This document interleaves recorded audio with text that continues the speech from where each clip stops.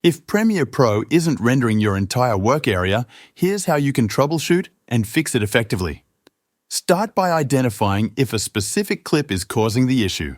Move the playhead to the beginning of the first clip on your timeline, then right-click and select Mark In.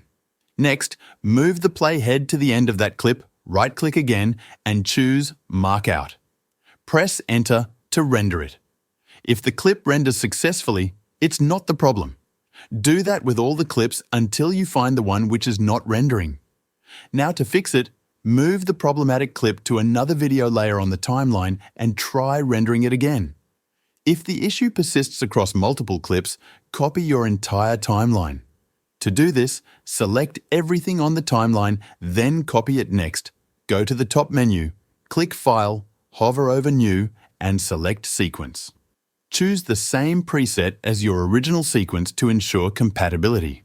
Once the new sequence is created, paste your copied timeline into it.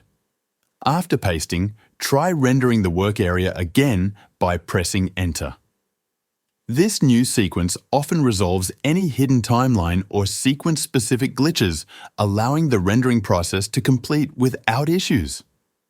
By following these steps, you should be able to resolve any issues with Premiere Pro not rendering the entire work area. Thanks for watching.